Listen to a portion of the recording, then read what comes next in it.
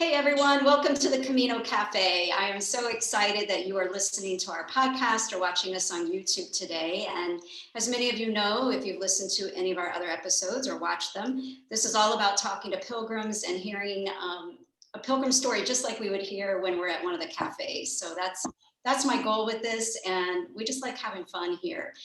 So today I am joined by Bill Bennett and Jennifer Cluff, and they are married, both pilgrims, and they are filmmakers. And you may have read Bill Bennett's book, The Way, My Way, which is probably one of the best Camino books I've read. And I'm not just saying that because Bill's here. I really mean that. It is just a fantastic book. Very, very funny, but also has so much wisdom packed into it. And I just adored it. So welcome to both of you. And I know we have so much to talk about. I don't even know hardly where to start, but I first wanted to ask if you could just tell everybody where you guys are in the world right now. Sorry, I'm just getting over that whole wisdom and funny thing. I'm wise and I'm funny, you know that. I did know that. Good. I just want to make sure. Do you know where we are? I wouldn't have a clue. we're in the kitchen of our place. We live in a town called Mudgee, which has a population of about 10 million people. We pride ourselves. 10 million?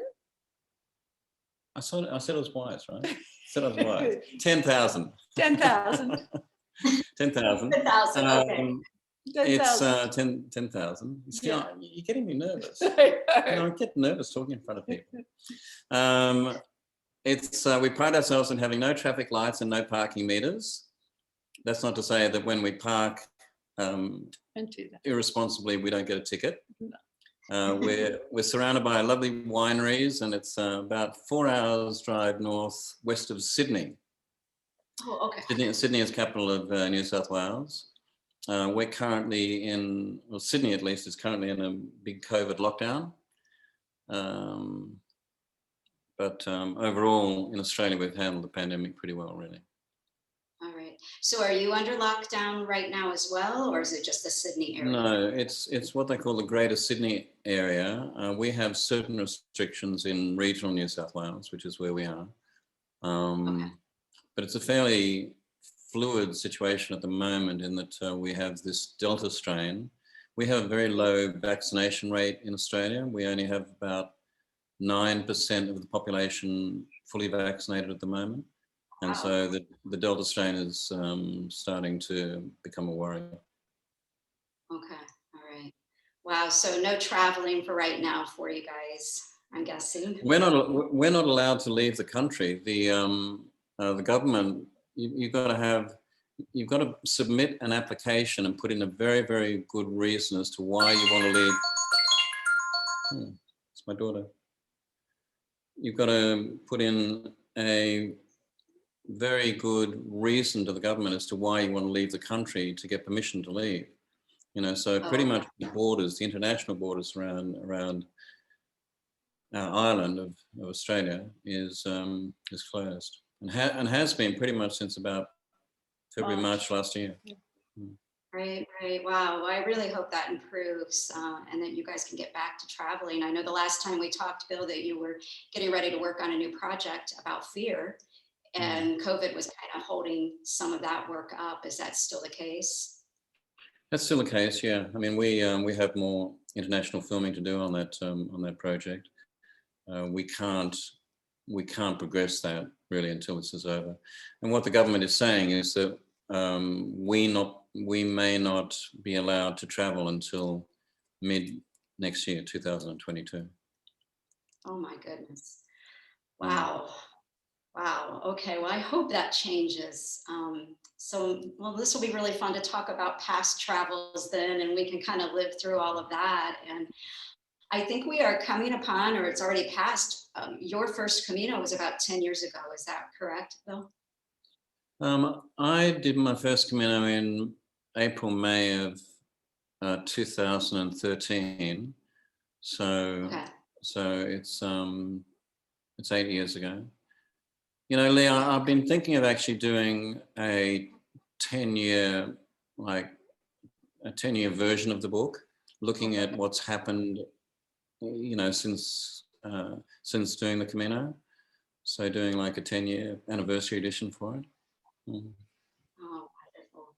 Well, I always like to kind of start the interviews with, how did you first hear about the Camino? And I know that you kind of have a special story. So many people that I interview, they've heard about it because of the movie The Way, but you heard about it in a different way. So could you share that with everybody?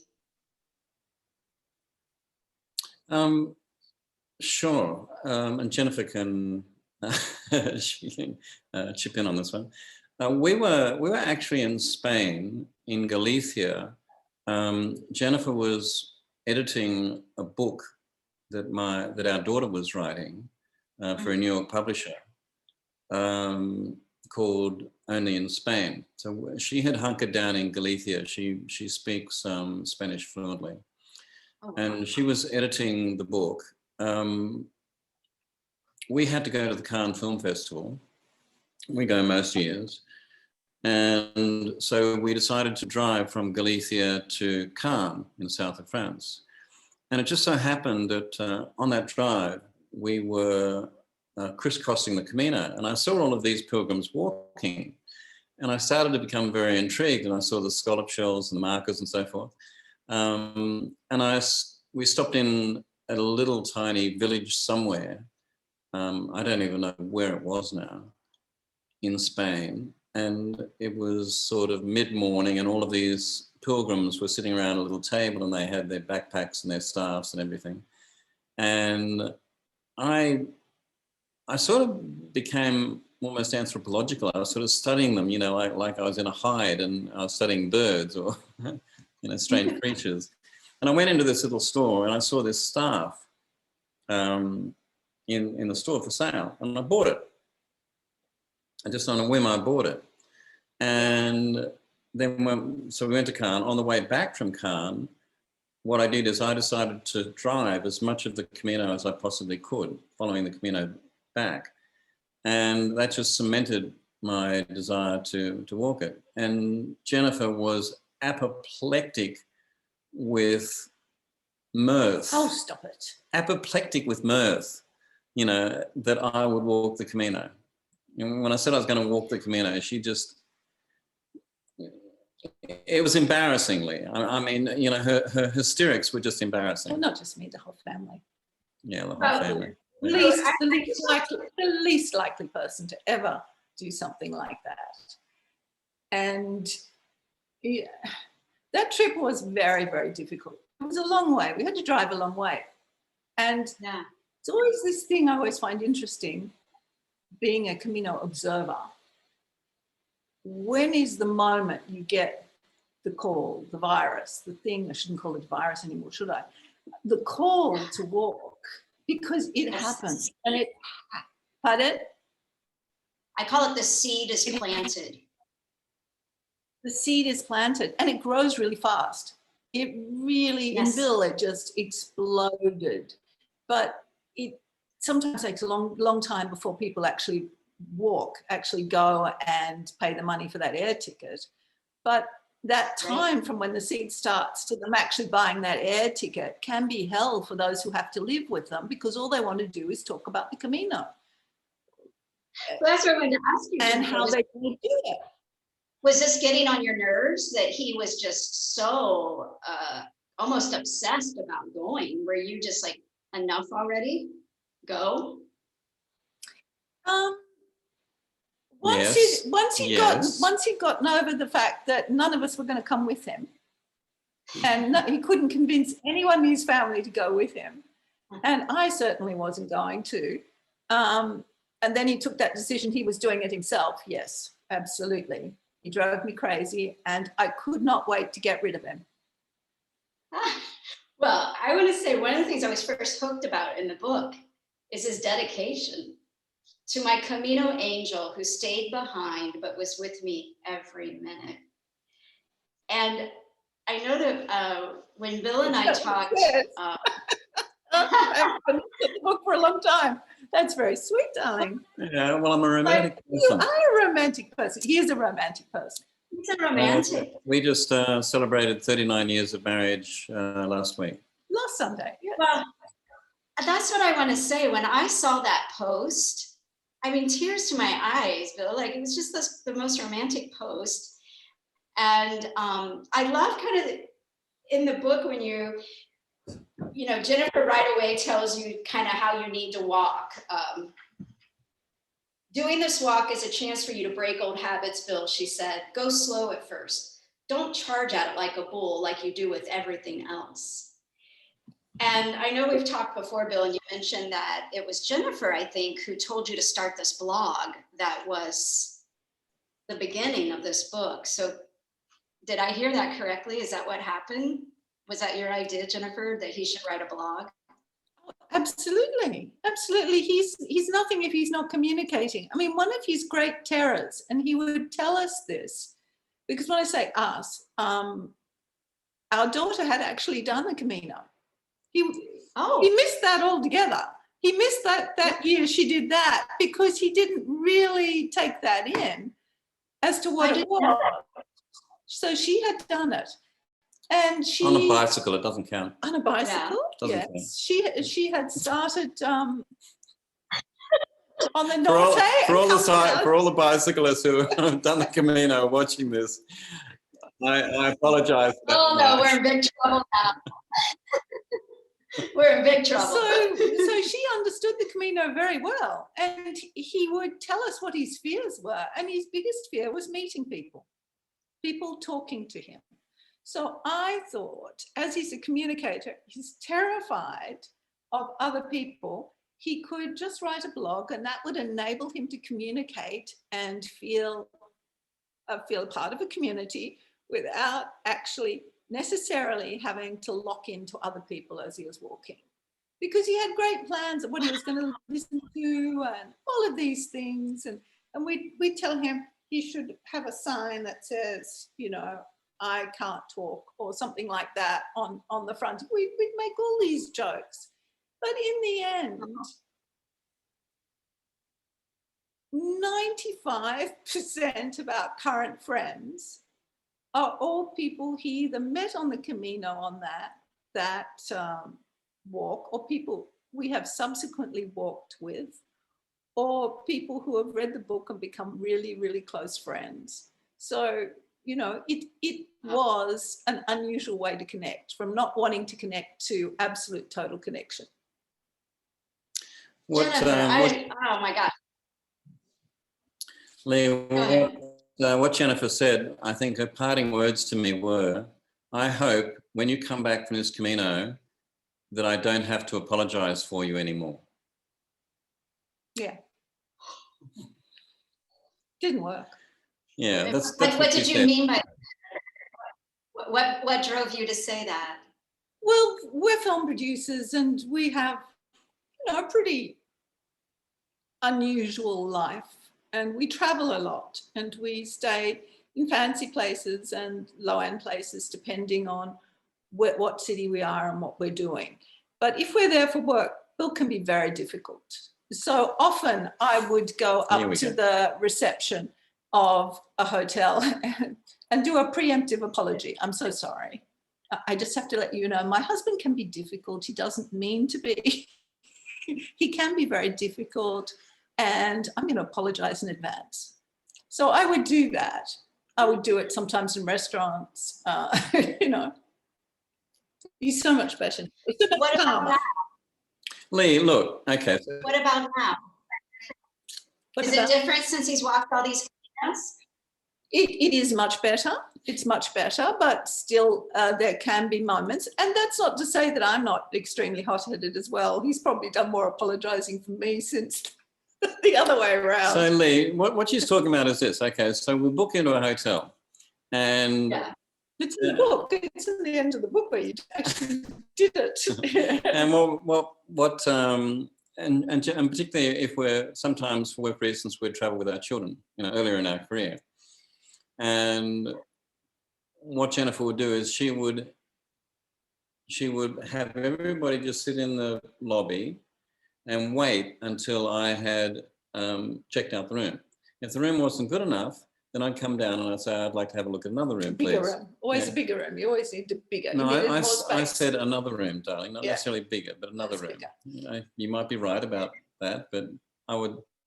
And so this could go through, we could go through 3 or 4 different rooms before I got one that I was happy with. And sometimes this would happen after a 24-hour flight, you know, and all they want to do is they just want to get to the room, right, after a 24-hour flight. But I would go through several rooms and I would check them to make sure the room was absolutely correct and right. Sometimes it had to do with the feng shui. Sometimes it would have to do with the view. Sometimes it would have to do with the placement of the room in relation to, you know, the sun and so forth. These things are important. So you can understand then how his family just laughed at the thought of him staying in an albergue. And it was decided as a group, we decided that if he was going to do the Camino, he had to do it properly as a pilgrim, and he had to stay in albergues. Now, that created an awful lot of stress for him as well, because he tried to argue his way around from that position. And we'd say, no, that's what pilgrims do. You want to be a pilgrim, you've got to do it like pilgrims do. And he did. Wow. Okay, so much to talk about here. Well, I didn't like the thought of sharing bathrooms.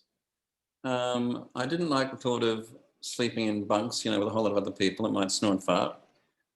I would never snore and fart, of course. You know, but I got over myself. That was a good thing about the Camino. He did get over himself.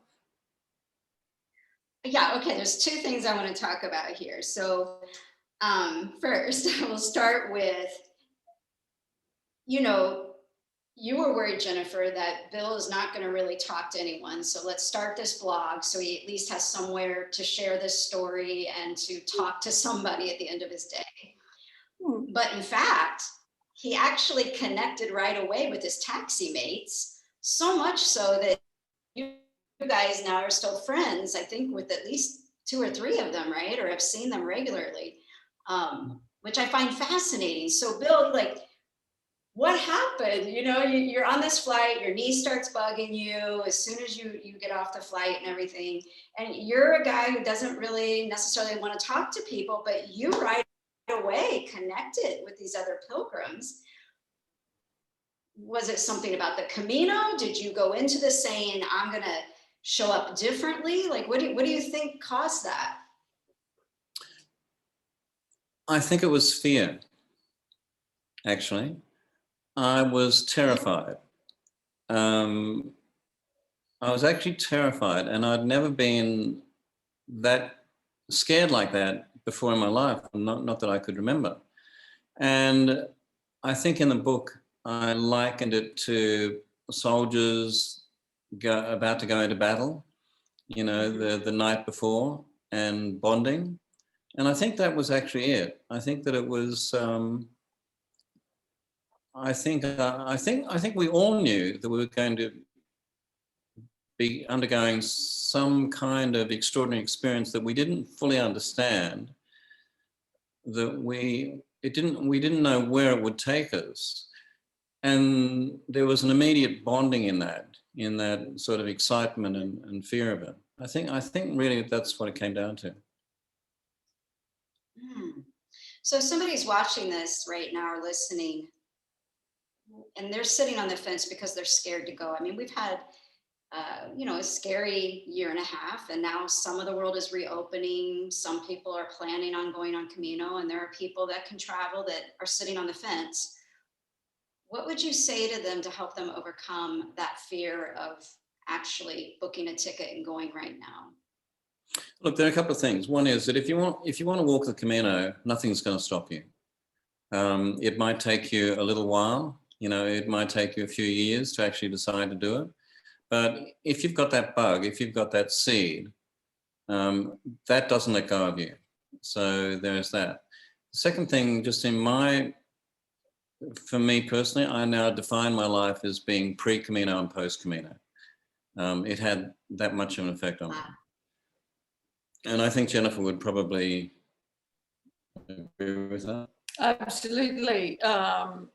He had accidental, careful of your words here. An accidental reading with a very extraordinary Vedic astrologer. Vedic astrologer in India. And the first thing the Vedic astrologer asked was, what was the big incident that happened in 2013 that's changed your path from where you were going to go? And Bill looked at me blankly, and I go, that was when you walked the Camino. He said, oh yeah, that's when I walked the Camino.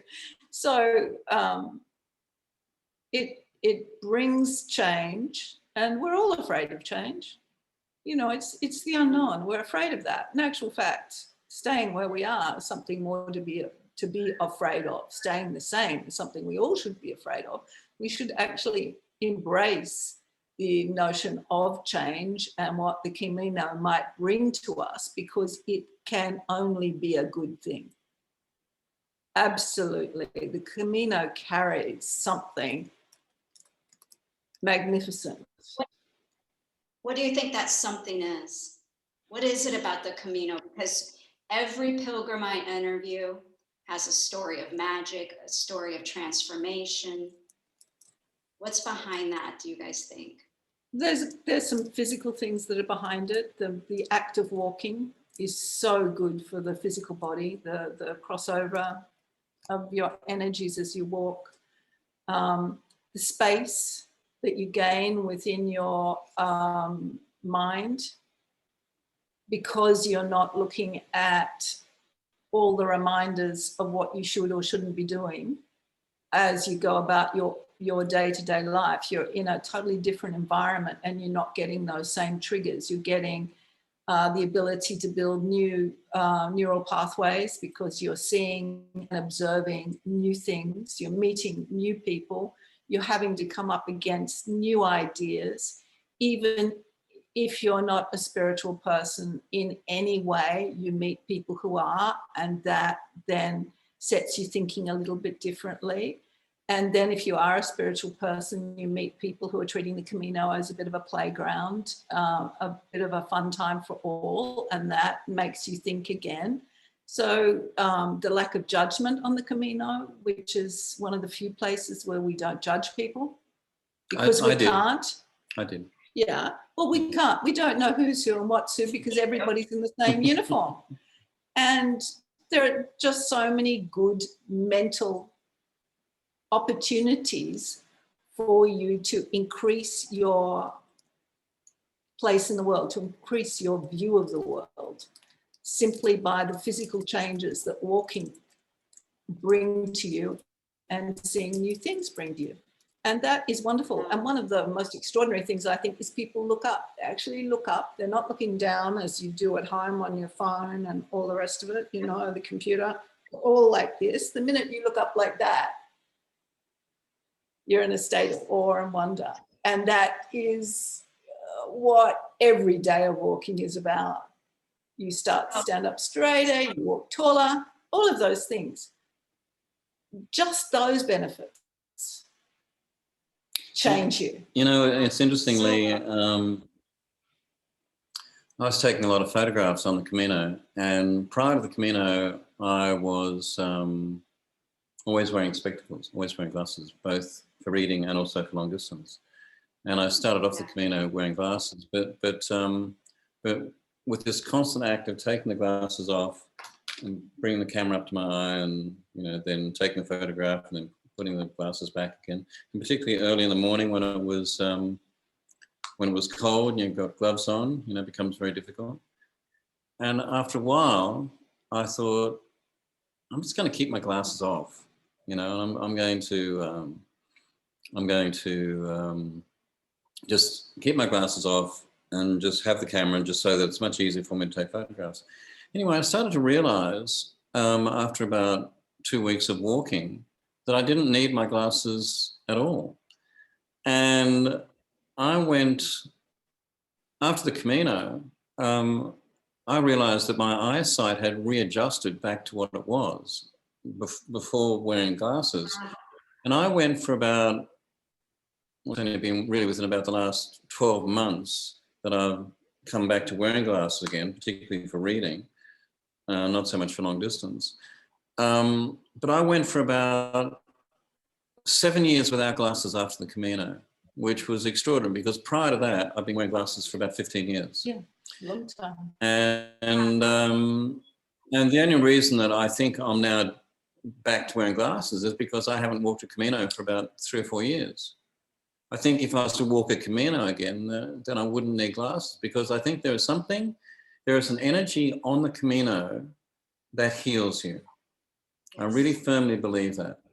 And my eyesight for about 6 to 7 years was healed because I walked the Camino. Wow, chills again. That is it's interesting, absolutely amazing. Hmm. So interesting. Okay, so many questions still to ask you. So, Bill, you go from kind of embarrassing your family when they're checking into hotels to turning into a guy who begins to trust his intuition and doesn't make room reservations while he's walking his Camino. You start staying in bunk style rooms. One of my favorite funny stories, of course, is the farting story, which I won't give away in case someone hasn't read this, but I think it's delightful. But how did this happen? You know, how did you go from, no, this room won't do, the view's not good enough, no, this room won't do because of whatever, to literally walking much longer than a lot of pilgrims do in a day, because you began to trust your intuition and to believe that you would find a room and that that room was going to be suitable. How did this happen? I mean, that blows my mind now after hearing Tucker's and yours description of how your trips used to be at really nice hotels, I'm assuming. You guys weren't, you know, staying at bad places during those trips, I would imagine. No. How did it happen, Donna? How do you think it happened? Well, Bill had been wanting to make a documentary on intuition for many years prior to this. And so he was very, very, very interested in intuition. But he was only ever interested in it from a logic point of view, from logic. How does it work? He never really entertained that it was a whole body experience, something that I guess the female, he was looking at it from very much a male perspective of logic and reason, which is, you can't look at intuition that way. So what the Camino did when he tried to use his intuition, which he was wanting to do as he walked, he went there with that in mind, as well as this overwhelming need to walk. He was going to use his intuition. Then he just opened up. I mean, what else can I say? I mean, I know what he's like, but he changed. He changed dramatically in that even now decisions are made. You can sit down and you can be very rational about decisions, but in the end we go, well, what do you reckon? You know, yes or no, and we'll just do a total intuitive, no, this is what we have to do. And sometimes we go against all the rational ideas. And that came simply by walking each day and having, having to honor what he said he was going to do, which was to make a documentary on intuition. And so intuition was teaching him. You see, Leigh, as film producers, we always plan things out. We have plan A, plan B, plan C. You know, we always cover contingencies. What if this goes wrong? What if that goes wrong? Everything, I mean, to make a movie, you've got to be incredibly well prepared and well planned. I was determined on the Camino to throw all that out the window, to plan nothing, to just wing it, which meant I didn't know where I was going to go, where I was going to stay that night. I didn't know, you know, every single moment really was just sort of reacting to what presented. So if I saw a little lane somewhere and it looked really interesting, then I'd walk up it. Then I'd stop at a bar somewhere, and then I'd meet somebody, and then from that person, then I'd learn something really quite incredible. And I started to realize that the Camino was feeding me like that. You know, it was enriching me. And had I walked the Camino in, if you like, with a mindset that was from my old life, my pre-Camino life, I wouldn't have had the rich kind of experiences that I ended up having. Yeah, I think of how many things in your book or your trip wouldn't have happened had you not been open to that intuition. Absolutely, yeah, absolutely. So, but also I think this as well, that if you're going to undertake something like this, then you've got to do it with the true spirit of it. I mean, for instance, you know, as you know from the book, I'm not a religious person, and I'm not. I think I say I'm not even sure that I'm a Christian. But I stopped in at the church before I left the first morning, before dawn. I stopped in at the church in St. John and spent, I don't know, 10 minutes there just contemplating. And I realized that there were very few pilgrims actually doing that. And I thought, well, if you're going to undertake a pilgrimage, then you've really got to respect that and regard it as something quite sacred, irrespective of what religion you are or what definition of sacredness. Yeah. You know, so, and I would do that regularly through the Camino. I would check out the church and just go there and sit there and just think about things.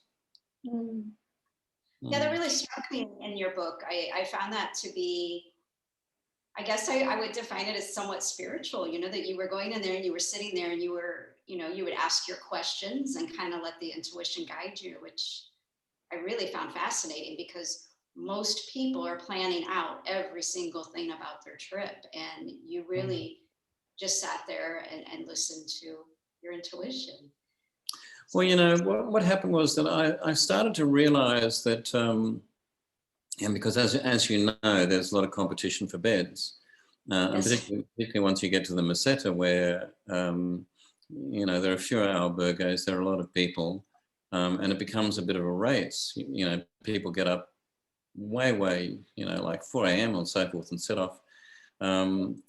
And their whole day becomes this fixation on making sure that they get to this place so they can get a bed. And I started to realize just what damage that was doing really to their Camino, you know, because the whole day was centered and focused around getting a bed. It wasn't about absorbing the beauty and what the Camino can give you. And the conversations that you would have with people, you know, which they might slow you up, or, you know, they might, you know, you might stay longer at a bar or a cafe or something because you're having an interesting conversation with somebody. You know, so a lot of the really strong benefits that you get from the Camino were just being wiped off by this, like, need to get to a bed. And then I thought, and then I had a big epiphany, I got to say, on the Camino, and it was on the Meseta. And I asked myself one day when I started to get caught up with this, you know, I started to see pilgrims on the track in front of me as being competition for my bed. You know, like, you know, I've got to get in front of them so I can get to that village first. Because that's very natural for you to be that way. You're a very, very competitive person. Don't be harsh, darling. No, but I mean, this is what's extraordinary, because you would have joined in. The fact that you didn't join in, I find extraordinary. Well, and I think this is a really powerful lesson. I want us to keep talking about this, though, because, you know, right now, there is a shortage of rooms possibly, right? So people that are going right now, you know, some of the albergues can only be open 30, 50% of their normal capacity, right? And so that focus could be really even more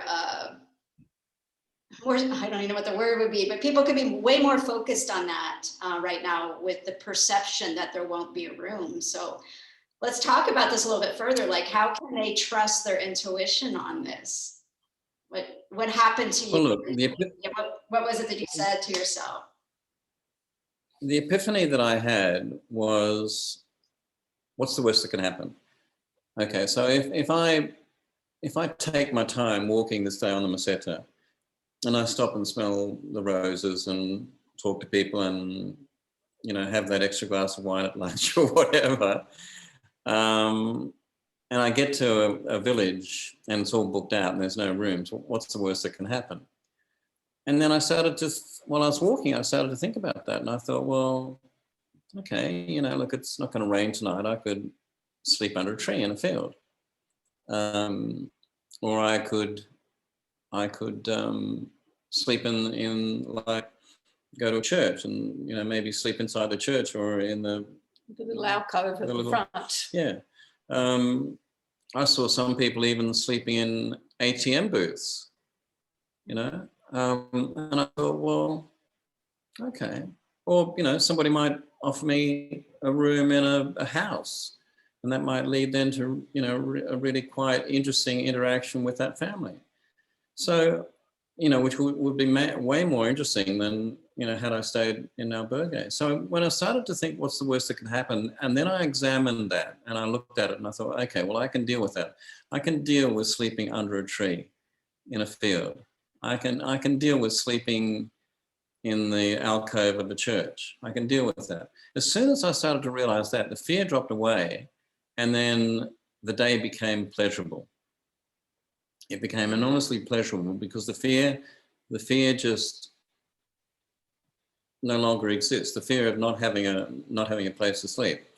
I could have a place to sleep somewhere, you know, and possibly it would be way more adventurous and exciting and illuminating than had I stayed in albergue.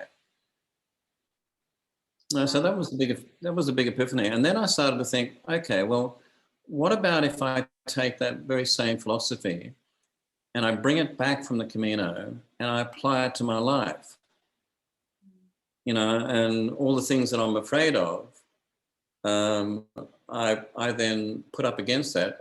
Okay, I'm afraid of losing Jennifer. What's the worst that can happen? Well, I'll find somebody prettier and smarter, you know. Yeah. Oh, impossible. It's not. I mean, everybody goes on about affirmations these days. I didn't mean that. Yes, you did. I hope you did. I hope you do. They go on about affirmations. They don't understand that if you don't truly believe something, and Bill totally believed that it was no problem if he didn't get a bed in an albergue. He believed it. He worked it through his nervous system. He believed it. He expanded into just loving his day and going on, not worrying about where he's going to sleep.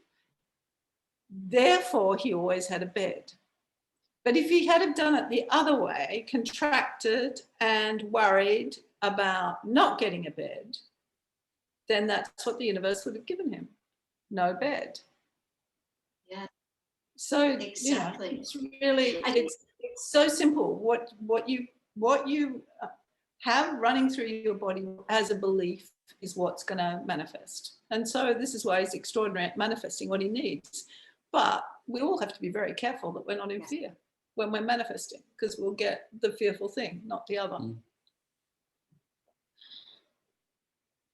We always attract what we fear the most. I'm sorry? I'm sorry. What did you say? I was going to say what we fear the most, we attract. You know, so if you're terrified of not getting a bed that night, invariably that's what's going to happen. Yes, I think the you said somewhere. Sorry. I'm sorry, we had like a little bit of a delay there. Go ahead. Well, the converse also happens as well. You know, if you, you know, as Jennifer said, if you take fear out of the equation, then what you wish for, you'll get as well. You will.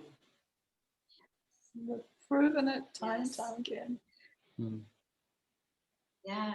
Well, I think that you said something in the book about that you found that the anxiety about the fear was actually worse than what the outcome could be, or something along those lines. That when you realized that anxiety was causing more problems and you released that better. Yeah, I mean, you've got to ask yourself, why are you walking the Camino? That's what it came down to.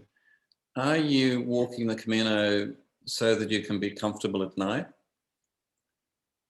You know, or are you walking the Camino to get some benefit from every day? And the real benefit you get is by the absorption of what's around you. It's one of the reasons why I took so many photographs, is because it allowed me to stop. It forced me to stop and look at things in detail. Invariably, my photographs weren't pretty shots of, landscapes or anything like that. They were detail. And, as we all know, God is in the detail. Right. Yeah. Mm. Yeah. Yes. So, Jennifer, he comes back from this first Camino, and the blog has been pretty popular, right? People are really starting to read this blog. You're starting to have a lot of followers. People are still reading your path. And it turns into a book.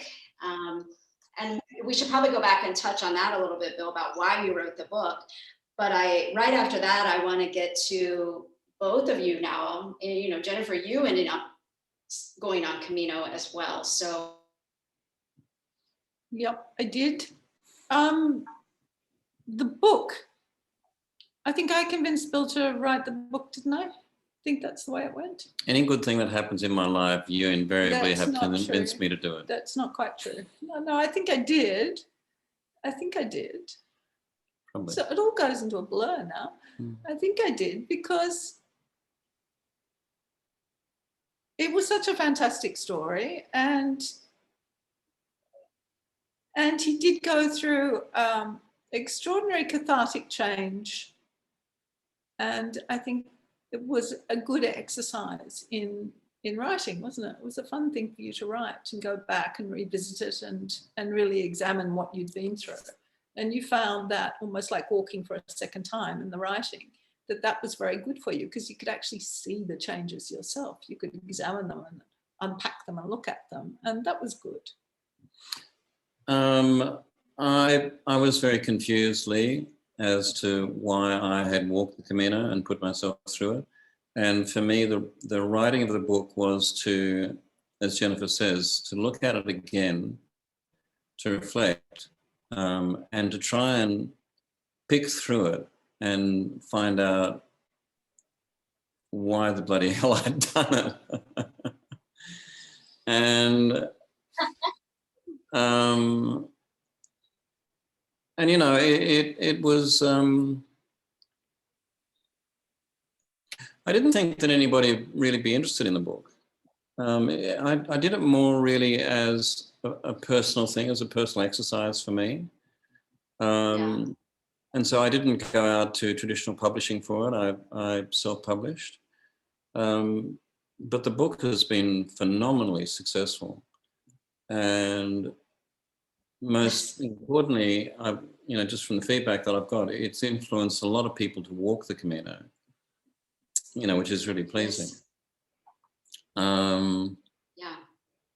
But I made a very important decision very early on before I started the book. That is that I looked around, I looked at all the other Camino books, and they were all very serious and full of self-importance.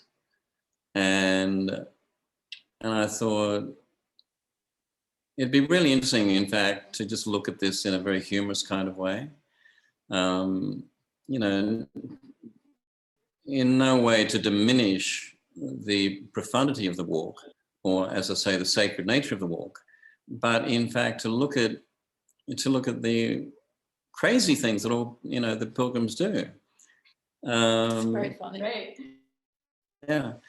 And so that's why I made the decision to write it in what I call a Bill Bryson kind of tone.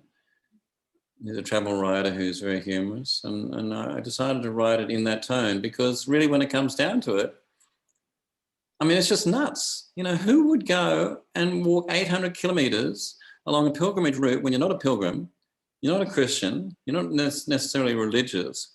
Why would you do that? I mean, that in itself is hysterical, I think. Yes. You know, I just think that's just so funny. I found that so refreshing about your book. I mean, literally laugh out loud. Like there are parts of the book that I could so relate to. And there was just things, you and I've talked about it. I'm a Diet Coke fanatic, and your descriptions of ordering, you know, the Coca-Cola Light and no ice, and then you phrased it, the way you looked at it was so funny. And then also the very end of the book, when you're so excited, you can't wait to get to the square, and you're describing coming in the tunnel, and you know, I'm right there with you. And then the next chapter starts with, I felt nothing. And it was this laugh out moment, but also, you know, it's laugh out loud moment, but also that moment of, I've heard a lot of pilgrims, including myself, there's kind of this like anticlimactic feeling sometimes when you walk into the square. And I love how you and Jennifer are kind of calling your book your second Camino, because it caused you to go back and re-examine why you walked and the transformation that you experienced, which I think sometimes we think is going to happen in that square on arrival later. So I love that about your book. You're absolutely right, Leigh. I mean, I think when I look back on it now, it's not that change happened on the Camino, it's that the Camino opened me up for change that would happen later. Yeah, I think without the Camino, that change would not have happened. But the change didn't happen on the Camino necessarily. I mean, each day was a matter of survival, you know? Each day was just like, how am I going to get through today? Right. You know, Well, I mean, so there's no... Exactly. Well, I mean, there's a reason for the quote of,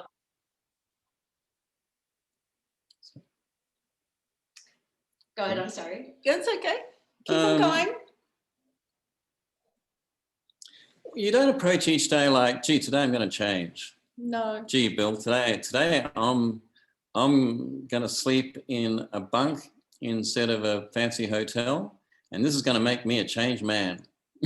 You know, it's like, that doesn't happen. But each day you don't get to Santiago. You don't get to stand in front of the cathedral. Each day is made up of little steps, small steps. So it's the same with change. It's small steps. Every step you take along the Camino is one step toward change. Change that you have in your heart asked for, even if you do not know what you've asked for. That's what it does. Gee, you said that well. Thank you. You should write a book.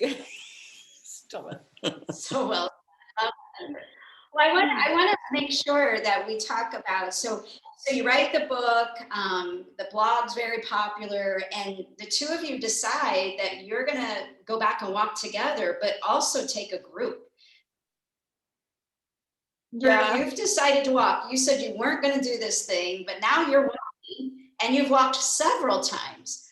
So tell me, Jennifer, about you. You know, like, you seem like a very deeply... I'm going to keep on talking. We seem with to yourself and with... I know. So I'm sorry, everyone. We're having a little bit of video, but, you know, we are speaking from Australia to... Did you say that Jennifer was deep? To Seattle. So anyway, Jennifer, Jennifer, did you say that Jennifer is deep? What's that? Are you deep, darling? No, I'm very shallow. Yes, You can paddle around in me. I think you're a deep person, darling. So what happened was Jennifer seems so soulful. So how has this been for you, Jennifer? because lots of people wanted to walk with Bill. And he had about 15 people who wanted to go with him and walk the Portuguese Camino, which was something he really wanted to do. And these people wanted to walk with him. And I could see a problem. I could see a problem because Bill is, he's a leader. Careful. And in his professional life, he employs people to do his wishes. Now, these people just wanted to walk with him. They were not his employees. They were not his actors or crew. Actors or crew, thank you. They were just ordinary people who wanted to walk with him, but have the experience of walking with him. And Right. I thought to myself, someone is going to have to be there to make sure he doesn't lose any of these people, that they get to have the experience they want, because we needed, if Bill got annoyed with someone, he would, wander off and they would never see him again. And that wasn't the way a group experience is. Okay, so here's this. He's not good at the group experience. I understood the group experience. So he led off and everybody got up and they followed him, but not everybody can keep pace with the people at the front. And so I would have my coffee and stay in the hotel for about another hour because I am a very fast walker. I would then pick the people up along the way that were left way behind from the group. And we would have the best time. And that's how I started to have my Camino experience, which was more like going from cafe to cafe with slow walkers, where we would just, not worry about anything except how much fun we could have on this day, not worrying about what time we got in or anything. And, it was just fabulous. The thing about walking like that, everybody says you've got to be in the moment, be here now.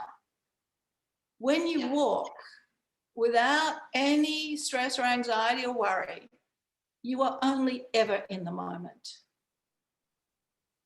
You might talk a little bit about your past and you might relieve yourself of some of that anxiety as you walk, because a lot of my conversations with people were about shared, we didn't know one another, but we had shared experiences. We experienced the same thing and we could leave that as we walked, but we were just in the moment.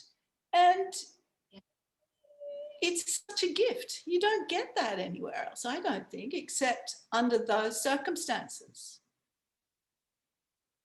And it was joyful. Yeah. Yes. So that's how Jennifer? I did it. Jennifer, do you think, have you seen any transformation in yourself, or Bill, have you seen a transformation in Jennifer? Because I find her to be so soulful naturally, it seems. Did you find any difference in yourself after you did these Caminos? I had some big lessons to learn, but the thing is, what were they? I'm not going to. About the third day out, I had a big lesson. And what was it? Dealing with people. And I had to step over all the issues that I had and go to a whole different place for all the reasons I spoke about before, being responsible for the group. And that has given me one of the greatest friendships possible. The greatest understanding of people and of who we are and why we're here, just through having to get over myself. And I think, it happens. It happens in life. We're given those opportunities, but they really stand out on the Camino. You can see them in absolute crystal clarity on the Camino. Whereas in ordinary life, you tend to have so much going on, you miss them. And if you take advantage of that moment, it delivers and delivers and delivers. And the reason I'm not mentioning it in detail, in case, you know, the people involved are actually watching this, which could actually be happening. I mean, Leigh, you got to understand that Jennifer and I work as film producers, so we make movies. And we've made some small movies and we've made some big movies. The process of making a movie is incredibly intense, and you're dealing often with stars that have got egos. You're up against enormous time issues and money issues and so forth. It's an incredibly stressful thing to do, to make a movie. And Jennifer has always handled that with extraordinary calm and grace. I think if you ask me what changes I've seen in Jennifer post Camino, I think it's been very important for her to walk those Caminos, because she now gets it. I think unless you walk the Camino, you don't really get it. You can read the books, you can watch the YouTube videos, you can see the movies and so forth. But there is something about the physical act of getting up each morning and walking and facing the challenges that the day presents to you that you can't get any other way other than doing it. And coming back to your original question about, you know, what we would say to, you know, somebody who's considering the Camino, it's just important to do it. I mean, I know people who've done the Camino who are not in any way spiritual, and they look at the Camino as being something that they've done, something they've achieved. It's a tick off the bucket list, and then they go on to something else. And whilst it's important, it's not a big deal. There are other people where it is a big deal. And like I said earlier, for Jennifer and myself, it's a big deal. And I think you get from the Camino what you're prepared to give. So in other words, if you are prepared to open yourself up to what the Camino can offer, then the benefits that it gives you are huge. But if you go there as like, this is a walk, I've got to do this number of kilometers a day, I'm going to crush this, you know, like some people do, or I'm going to use this as an 800 kilometer pickup joint, as some people do. That's okay, but you're not going to get the kind of benefits that we're talking about. No, I don't know. I think it's more powerful than that. I think people do get the benefits. I think it is that powerful that even people who, whatever their reasons for walking it, I think it's good for what ails you. Simple. The Camino is just good for what ails you. It does you the world of good. And the other thing that I found extraordinary, because we were walking with a lot of people who were not strong walkers. And some of them were quite elderly. And managing their walking so that they managed to do the whole thing was wonderful, because they did do the whole thing and they never thought they would. They always sort of envisaged themselves walking for a couple of hours and then getting a bus, you know. Yeah. And then having dinner with Bill afterwards and talking about it. But they did the whole thing. And the power that comes from knowing that physically you can do that, the empowerment that at the end of the day, you look back and you go, wow, I walked all that way and I feel fantastic. And some of them would say, well, I don't think I can do that tomorrow. And I would say, well, you know, we'll find out after coffee. How about we have a coffee and then we just walk a little bit and see how far we get? It's as simple as that. But you can, with that attitude, go all the way. And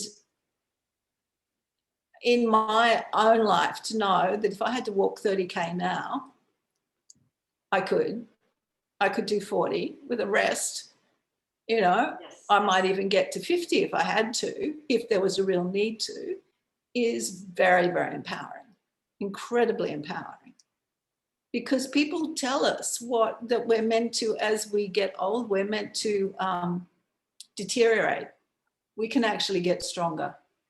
And the wonderful humility of the Camino is to meet people in their 80s who are doing it so easily. And that I found, just so exciting, to think that we can keep on going. We just have to drop this idea that we are limited in some way physically by age. We're not. We're absolutely not. I was amazed at some of the people that would be passing me, or they were much, much, much older than me. They would pass me and beat me to the next village. And then sometimes I would pass someone and I would think, oh, I don't know if they're gonna make it, but they do. I saw them in Santiago and they made it. So to me, that's the magic of the Camino. It's amazing. I could talk to you, I think, all night long. We're already over our hour, so I am going to have to close this. But I wanted to say a couple of things. I think anyone that's watching this is going to be inspired to go. And I really encourage all of our viewers and all of our listeners to, if you haven't read Bill's book, The Way, My Way, please pick up a copy of it because it is fantastic. And I also highly recommend their movie, PGS, Personal Guidance System. And it is a fantastic book, or a fantastic movie about intuition. Did I get the title correct? I'm not even looking at my notes. PGS, PGS, Intuition is your personal guidance system. Yeah. Thank you. I will have links in the show notes to all of the stuff, as well as your blog, Bill, so everybody can check that out. And there'll be a link to the book, link to the movie, if you're interested in renting that or buying it. And I can't tell you, this has been one of my most favorite interviews. I feel like so many things said today are just so brilliant. And I so appreciate your time coming on the Camino Cafe, and I'm just delighted to know both of you. And I think anyone that got to go with you on a Camino, they were so lucky. Will you be offering any future trips? We will, once we're allowed to leave the country. Oh, we were blessed. They're all our friends. Our closest, dearest friends. We're just so lucky. We've made some extraordinary friends doing these tours, and we've had some amazing memories. Yeah. There's so much fun, so much laughter. And so much love. Yeah. Leigh, thank you. You're doing wonderful work. You really are. And we feel very honored and privileged to be on this show with you. So thank you. Absolutely. Thank you. So much. Well, until next time, Camino. So I was going to say, when we do come to Seattle next, we're going to chase you down and another Camino and friend have to check in on. And have a meal with you or something. That'd be lovely. Yeah. Yes, please do. I would be thrilled. Well, everyone, we're going to close our call and our interview now. So thank you, everyone, for watching and listening. Please check out all of Bill and Jennifer's work, and thank you so much for coming tonight. Thank you. Thank you. Bye-bye.